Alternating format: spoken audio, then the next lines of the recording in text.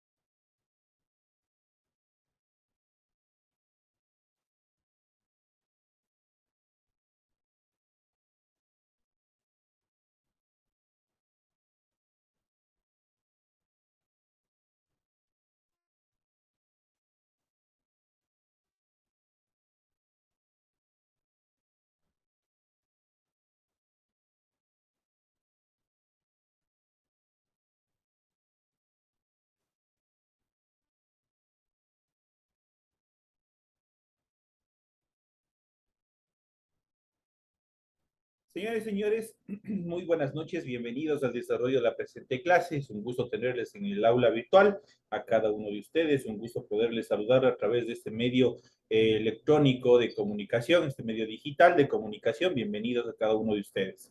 Deseándoles éxitos en el desarrollo de las actividades programadas que ustedes hayan programado para el desarrollo de toda esta semana. Iniciamos, por favor, las actividades correspondientes a la presente semana, que corresponden obviamente a ciencias sociales. Vamos a ver, en pantalla ustedes ya pueden observar su aula virtual. Nos dirigimos hasta ciencias sociales, ustedes son décimos ciencias sociales e inmediatamente ustedes van a poder observar y estamos ya en unidad número 2. Y ya tienen ustedes activados la tarea número 3. Tienen ustedes el material de apoyo y tienen el espacio donde se encuentra alojada la tarea número 3 correspondiente a esta tercera semana. Los temas que vamos a tratar en esta semana son bastante importantes, bastante considerables en relación al desarrollo del Ecuador desde el punto de vista de la democracia. Entonces, en ese sentido, los temas que vamos a tratar, qué es la democracia, el pueblo gobierna y los desafíos de la democracia en el Ecuador. Aparte que vamos a ver otros temas haciendo una pequeña retrospección en relación a la historia de la democracia en el Ecuador. Entonces, vamos a ver un poquito más, vamos a ampliar este tema que es bastante importante. En relación a la tarea número 3, en el momento que ustedes den clic sobre el apartado de la tarea número 3, se les va a desplegar. Ya saben lo que ustedes tienen que ver, tienen que hacer. Ustedes tienen el documento en relación al contenido de la tarea que ustedes tienen para la presente semana. Formato para recursos de aprendizaje, tarea, ciencias sociales, la unidad 2, la democracia, y los temas 3 que corresponden a qué es la democracia, el pueblo gobierna, los desafíos de la democracia. Las instrucciones, aquí ustedes lo tienen, y aquí tienen un deber bastante pequeño para esta semana, es realiza un ensayo en el que se detallen las principales características de la democracia. La extensión ensayo, del presente ensayo es apenas 2 hojitas lo que tienen que hacer. Eso es todo lo que ustedes tienen que hacer. Ya saben que ustedes tienen que rotular su hoja y el resto de consideraciones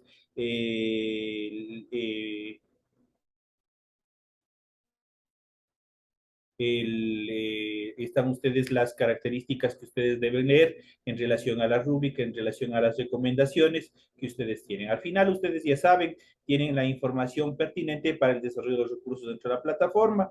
Estamos ya en la unidad número 2 con los temas que es la democracia, el pueblo gobierna, los desafíos de la democracia correspondiente al 24 de octubre del 2022. Eso quiere decir que a partir de hoy esa tarea ya se encuentra activa para que ustedes puedan entregar. De hecho, permiten entregas desde hoy, 24, a la fecha límite de entregas, ya saben que es el 31, la fecha de publicación de la presente de la publicación de sus calificaciones en relación a la tarea es hasta el 5 de noviembre del 2022. Pueden entregar en formato PDF, en formato Word, ya saben cómo tienen que hacer. Ojo, por favor, ustedes, compañeros, por favor revisarán las recomendaciones que yo les puse en cada tarea, las notas que yo les he puesto en cada tarea, para que ustedes sigan corrigiendo esos errores. Los compañeros que no tienen ninguna nota, ninguna recomendación, obviamente se considera la tarea bien presentada. Los que tienen alguna llamada de atención saben que ustedes tienen la obligación de corregir esa tarea. Vamos a dar inicio.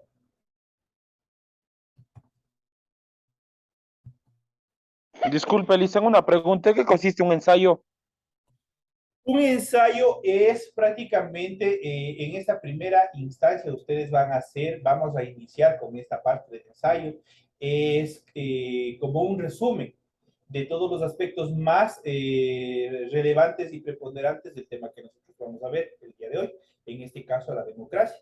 ¿Qué es un ensayo? Prácticamente es la descripción coherente, ordenada en cuanto a los temas, a un determinado tema, en este caso de la democracia, los aspectos más importantes, cómo se dio la democracia, el concepto de la democracia y todo lo que es obviamente referente a la democracia, pero ¿en dónde? Aquí en el Ecuador.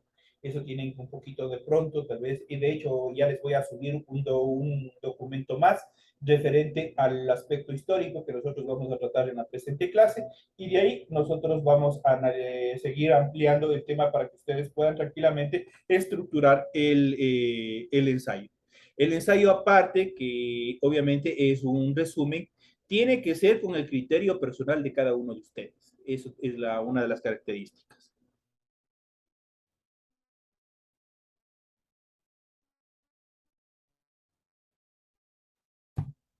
Ya me regalan un pequeño espacio nomás.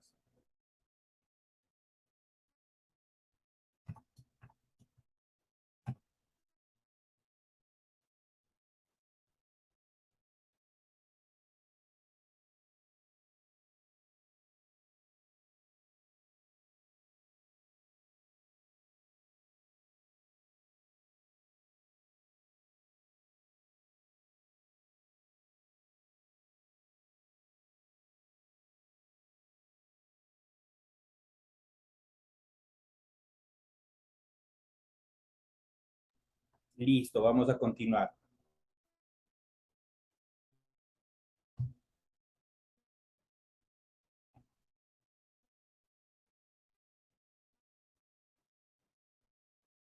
Listo, señoras y señores, continuamos. Vamos a dar inicio con el contenido de lo que nos corresponde, el tema que se ha preparado para la presente clase. En esta primera instancia, ustedes pueden observar, esto es el material que ustedes tienen en su aula virtual, que es la democracia. Vamos a ver, vamos a definir cuáles son los aspectos más preponderantes en relación a la democracia. El pueblo y el gobierno.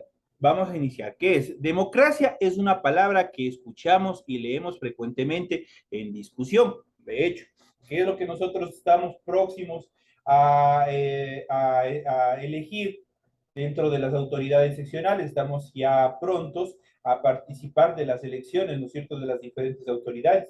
Ahí nosotros aplicamos la democracia, porque de acuerdo a la Constitución del Ecuador, a la nueva Constitución del Ecuador, nosotros tenemos el derecho de elegir, pero también de ser elegidos y de participar en democracia en todos los aspectos, en todas las actividades que se hagan dentro del Estado. En ese sentido, podemos decir que la democracia es la palabra, obviamente, que por lo general escuchamos frecuentemente, leemos frecuentemente en diferentes discursos, en la televisión, en la radio, en la prensa y muchas veces en conversaciones de nuestra familia, en reuniones familiares. Pero, ¿qué es la democracia? Democracia es una palabra que describe una forma de gobernar. Esta palabra viene de dos raíces griegas. Demos, que significa pueblo, y kratos, que significa gobierno. De hecho, esto, lo que nosotros acá, lo que les acabo de indicar, eso es el concepto, el origen teológico en cuanto a la palabra democracia. Quiere decir entonces el gobierno del pueblo. Por lo tanto, la democracia, el gobierno radica en el pueblo, es el gobierno del pueblo. Por gobierno se entiende una autoridad que dirige un país o un grupo de personas, es decir, que tiene poder. Pueblo es el conjunto de personas que forman parte de ese país o comunidad. Entonces, el principal objetivo de la democracia es lograr que todas las personas puedan gobernar y ejercer su poder. ¿Qué es lo que pasa? Les vuelvo y les repito, ¿qué es lo que pasa con nosotros cuando ejercemos nuestra democracia? Cuando prácticamente estamos ejerciendo el voto, cuando estamos reclamando nuestros derechos, cuando estamos haciendo respetar las actividades en relación a la ley. Entonces son estas consideraciones bastante necesarias. Entonces, ¿dónde radica la democracia? En el pueblo. El pueblo es quien decide. Es por eso que muchas de las veces en respaldo, orientados a través de los diferentes gremios, los grupos sociales, el, el, se generan cuando el pueblo está descontento, cuando las diferentes autoridades no están legislando, no están administrando en beneficio del pueblo, nosotros nos sublevamos, ¿no es cierto? Entonces estamos también haciendo escuchar al Estado, al gobierno, nuestro malestar por diferentes actividades que se pueden dar.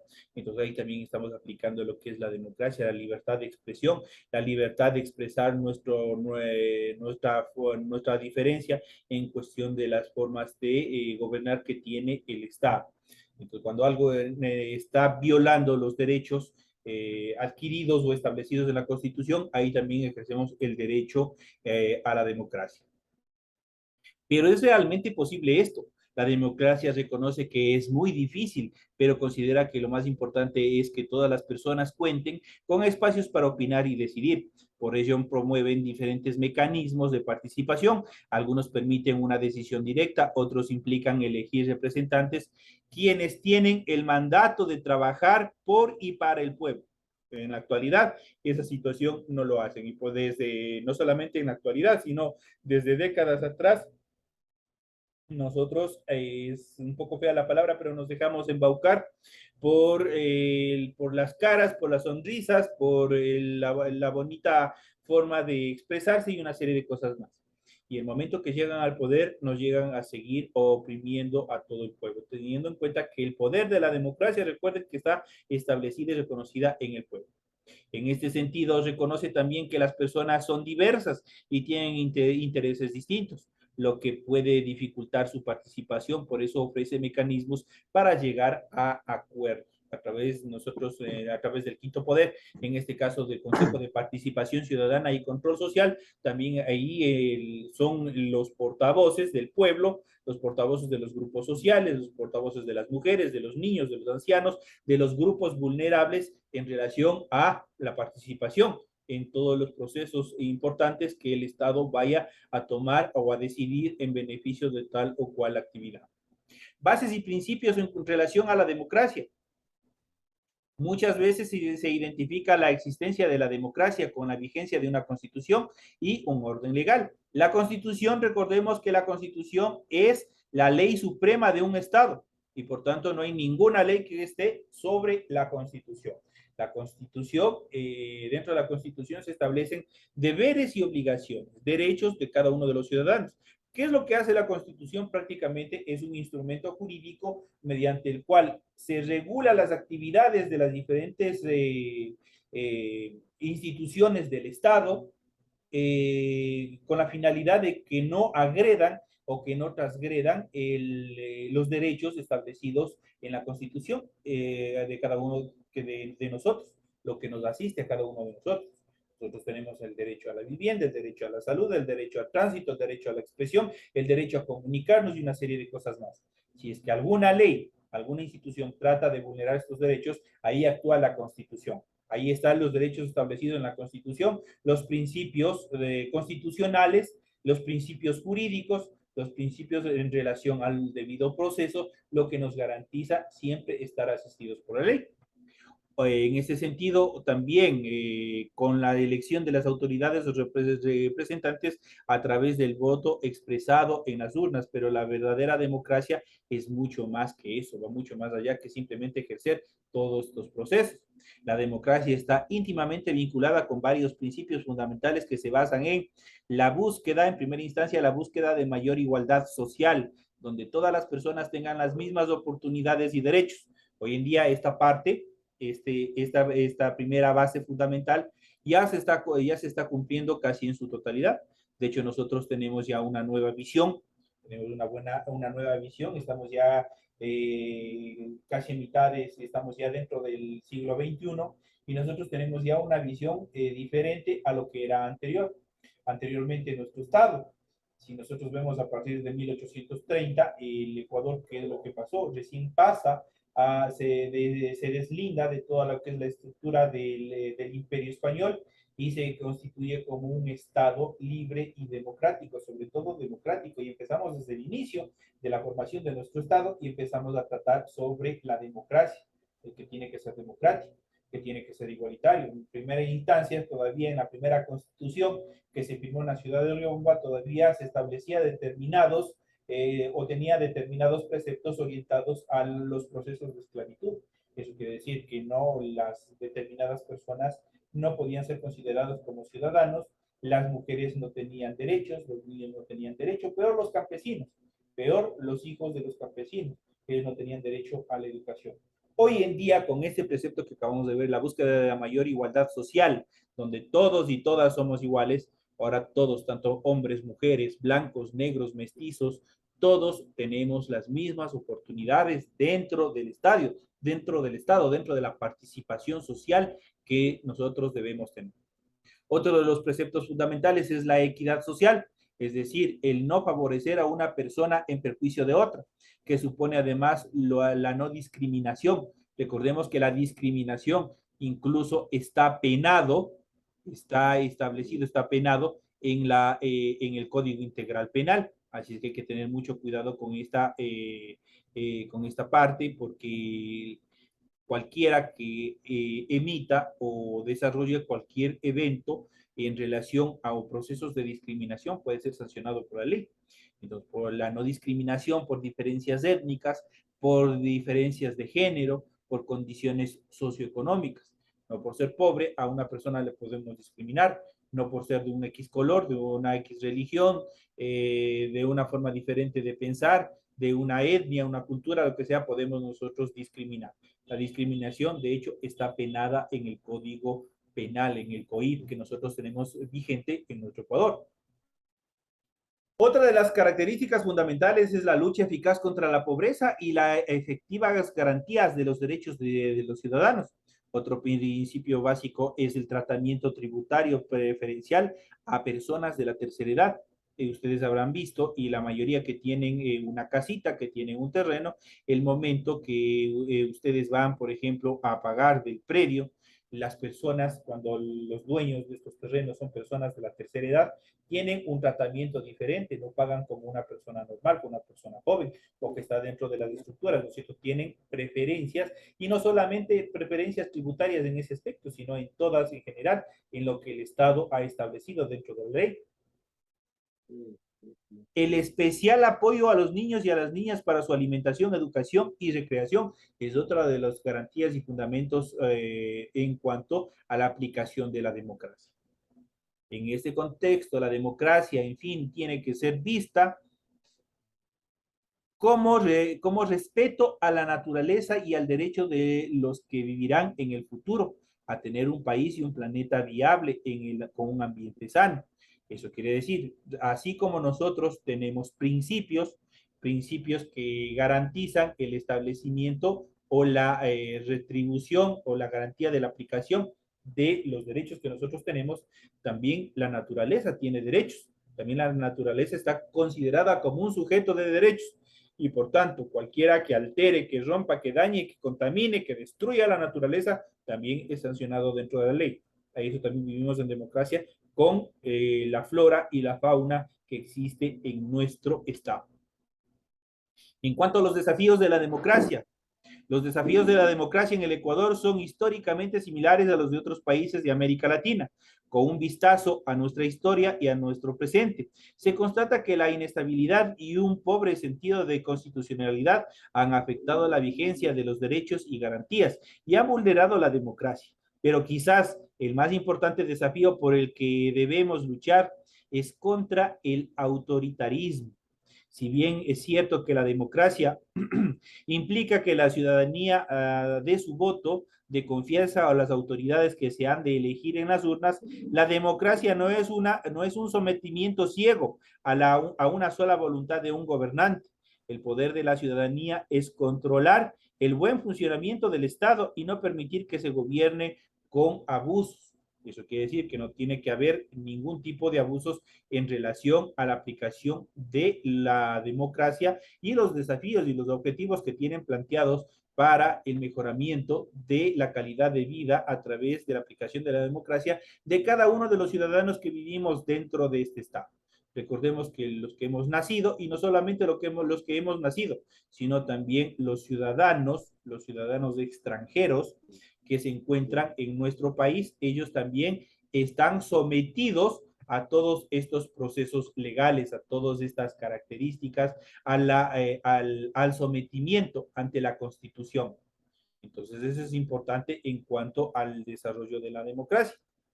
Pero la democracia en el Ecuador, desde el inicio mismo, desde el periodo de desarrollo de nuestro Estado, desde la formación de nuestro Estado, ha venido siendo víctima de determinados cambios y procesos políticos.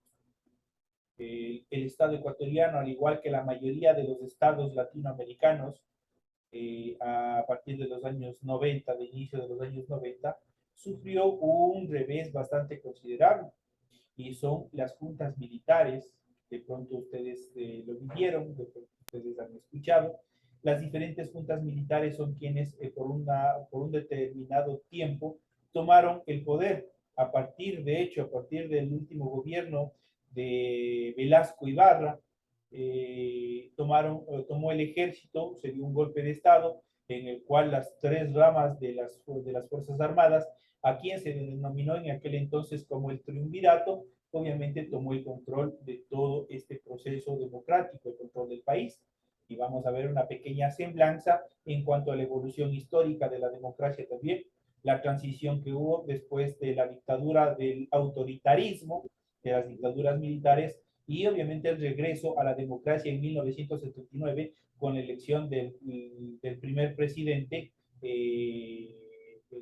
democrático, que es Jaime Roldós Aguilera.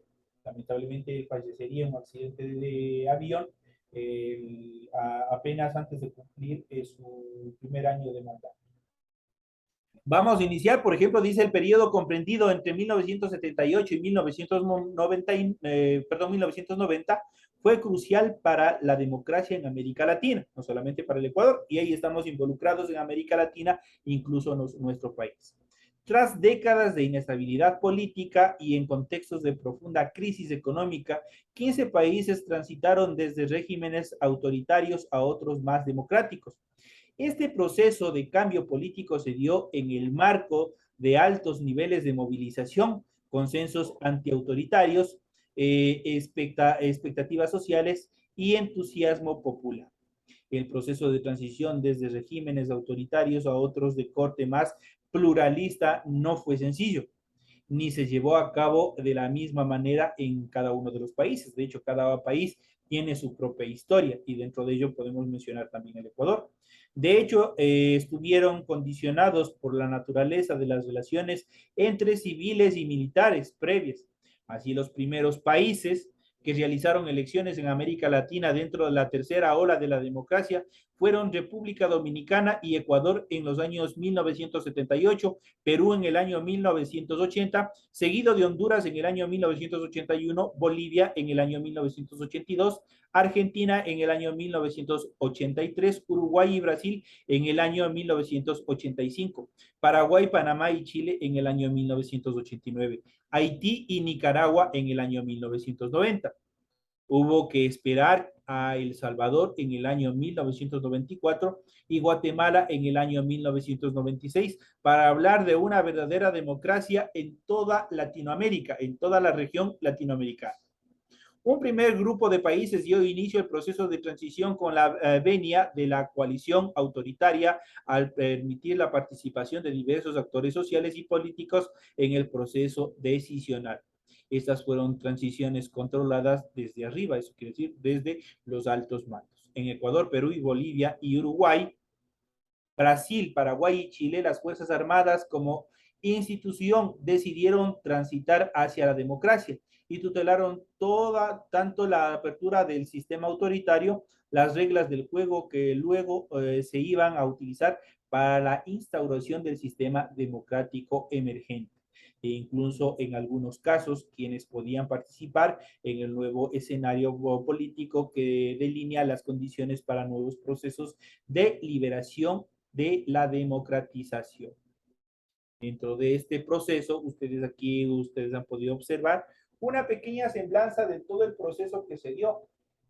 Lamentablemente, este proceso de transición que se dio de poder autoritario a través de las diferentes fuerzas armadas de cada uno de los países tuvo su hegemonía o tuvo su inicio a partir del término de la Segunda Guerra Mundial y el término de la Guerra Fría, que pese a que estos eventos se dieron en Europa, esto prácticamente también tuvo su incidencia o generando determinadas condiciones también en el continente americano y especialmente en Sudamérica. Nosotros en todos estos eventos bélicos no participaríamos activamente, pero sí seríamos afectados o se participaría de una forma indirecta. Con la venta de insumos, con la venta de petróleo, con la venta de algunas características o de productos producidos en cada uno de estos países. Luego de la finalización de estos dos eventos fundamentales, tanto de la Segunda Guerra Mundial como de la Guerra Fría, se generaron o se establecieron dos poderes a nivel global, dos imperialismos, tanto el socialismo como el capitalismo. El capitalismo, ya sabemos que tenemos la representación de nuestro país, que está en América del Norte, que son los Estados Unidos, mientras que el socialismo estuvo representado siempre en un inicio, en esta primera etapa, por la Unión de Repúblicas Socialistas Soviéticas, la URSS, y posteriormente, luego de su desintegración, por Rusia. Estos dos pensamientos políticos, tanto el socialismo como el capitalismo, buscaron obtener el control del continente sudamericano, del poder de las actividades sociales y culturales de las personas en Sudamérica.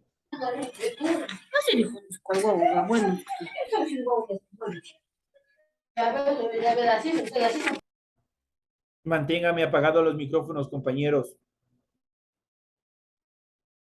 Entonces, como les había ido diciendo, en este sentido, acá en Latinoamérica también se impuso, se trató de inducir a las personas para que se adhieran tanto al pensamiento socialista como al pensamiento capitalista. Entonces, los Estados Unidos, al ver un riesgo de la intervención del socialismo, representado por la Unión en este caso ya por Rusia, prácticamente ellos generaron una serie de procesos armamentistas en el cual denominaron el Plan Cóndor. El Plan Cóndor fue todos los procesos, darles todo el poder necesario a las Fuerzas Armadas de los diferentes países a fin de destruir, de matar, de desaparecer a todas las personas que estén en contra de su pensamiento social, como es el capitalismo, todos que sean contrarios a su bando, como son los socialistas. Y de esta manera se instauró los diferentes triunviratos, los diferentes golpes de Estado, los cuales les mantendría un gobierno totalitario a las Fuerzas Armadas por un periodo de tiempo. Esas son las consideraciones en cuanto a todos los procesos que se vinieron dando en el continente sudamericano durante esta primera instancia. Al final de la dictadura, al final de la dictadura del general Guillermo Rodríguez Lara, que de hecho fue un atacungueño durante el año 1972-1976, vamos a ver cuáles son los eventos más preponderantes que se dieron durante esta época. Iniciamos el 15 de febrero de 1972. Termina el quinto y último velasquismo. La aventura dictatorial de José María Velasco Ibarra termina en el carnaval de 1972 con el golpe de Estado incruento perpetrado desde Guayaquil por el comandante Jorge Queirolo González, producto de dicho golpe, siendo Guillermo Rodríguez Lara el oficial con mayor antigüedad del ejército, se le encarga el poder, mientras que Velasco inicia su último exilio a Buenos Aires. Inicia entonces el experimento denominado Revolución Nacionalista, con características similares a las de los procesos militares previos en América Latina. La bonanza petrolera afianzó la intentona de sustitución de importaciones y el desarrollo endógeno propiciado por las leyes progresistas, pero de resultados ambiguos, como es la reforma agraria, donde posteriormente se iría eliminando todos los procesos de terratenientismo que existía en aquel entonces. Otro rasgo característico de este periodo fue la desorganización institucional que reinaba entre los partidos políticos nacionales, consecuencia de una herencia velasquista que dependía de aliados para sostenerse en el poder. Esto sin mencionar la gravitante fuerza ya consolidada del famoso partido que existió en algún momento, que se denominó CFP, con otro líder populista de amplia aceptación popular como fue Asad Bucaram. El proceso nacionalista de Rodríguez Lara fue percibido como un gobierno que afectó los intereses de las clases oligárquicas nacionalistas mediante políticas progresistas como la redistribución de las tierras, una industrialización tendiente a la sustitución de importaciones y acciones dirigidas a una mayor participación de la iniciativa estatal en la vida nacional. Eso quiere decir que había más participación del Estado. Dichas acciones se plasmaron a nivel doméstico en el fortalecimiento de la CEPE. Este fue la institución que controlaba todos los procesos de explotación del petróleo y a nivel internacional adquiriendo un mayor poder y peso dentro de la OPEP. La respuesta de las clases oligárquicas fue directa, un inmediato retorno al orden constitucional.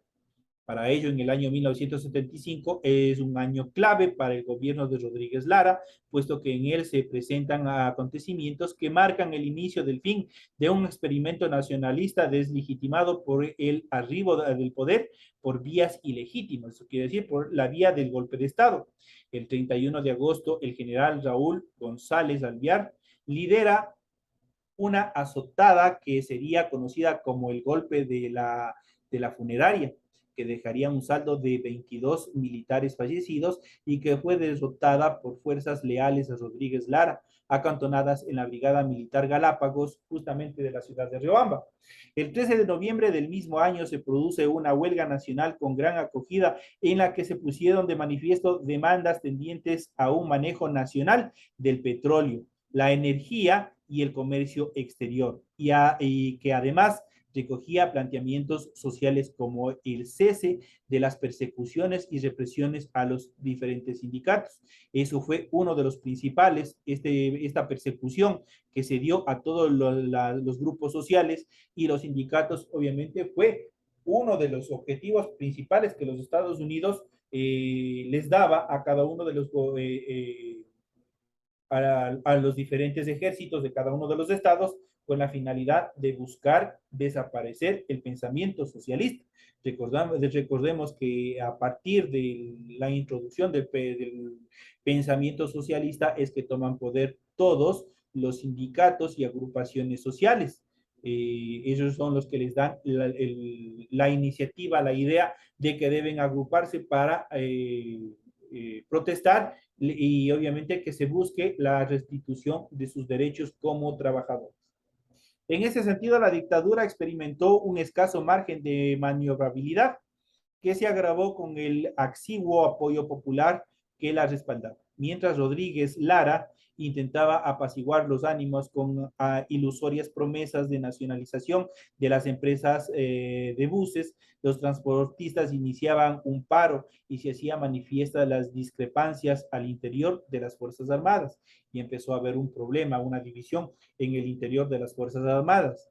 En el plano internacional, entre los años 1973 y 1977, se dan acontecimientos que marcan la deslegitimación, desprestigio y reprobación nacional e internacional de las dictaduras.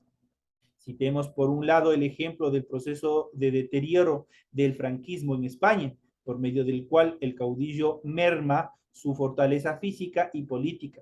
Crece la disidencia, eso quiere decir las fuerzas opositoras a todos estos regímenes, y el separatismo, y su muerte marca el retorno a la España monárquica, en un proceso que, salvando las distancias, es similar al fin de muchas otras dictaduras.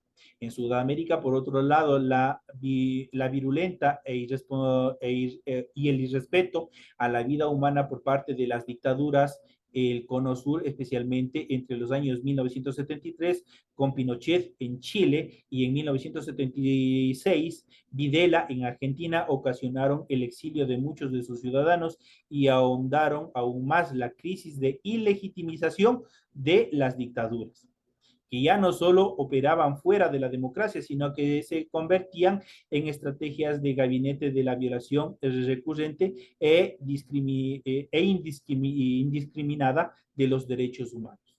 Dicho de otra manera, prácticamente estas dictaduras, si usted pensaba diferente al grupo de poder que estuvo en este caso en cada uno de estos regímenes dictatoriales, ustedes eran de cualquiera de los ciudadanos, cualquiera de las personas que piensen diferentes, que expresen sus ideas en contra de todos estos procesos, eran encarcelados, eran torturados y muchos de ellos fueron desaparecidos. Entonces, prácticamente todos estos procesos violaban primero el derecho a una libertad de comunicación, a una libertad de expresión y mucho más. Incluso se llegó a la violación de la vida y de los derechos que les asisten a cada uno de los ciudadanos, al aplicar diferentes procesos de tortura y posteriormente desaparición. Uno de los, aquí se menciona a dos de los más grandes y sanguinarios jefes de Estado respaldados por los ejércitos de cada uno de sus países, obviamente en el proceso histórico de América Latina, como es Augusto Pinochet en Chile. Fue uno de los generales más sanguinarios que tuvo Chile y prácticamente se lo hizo responsable de una serie de crímenes políticos atroces, de desapariciones, de violaciones y una serie de cosas más que afectaron a los derechos humanos, en este caso de los chilenos. Lo mismo sucedió con Videla en Argentina. Obviamente ustedes habrán escuchado a Eva Perón, prácticamente es una de las próceres y fue una de las sobrevivientes que organizó sendas manifestaciones siempre buscando el retorno a la democracia de nuestro vecino país, que es Argentina, de nuestro hermano país Argentina. Estos son los eventos más preponderantes que se han dado durante un lapso histórico. Si nosotros nos ponemos a contar, nos ponemos a analizar, es bastante amplia el proceso histórico en relación a la democracia en nuestro país.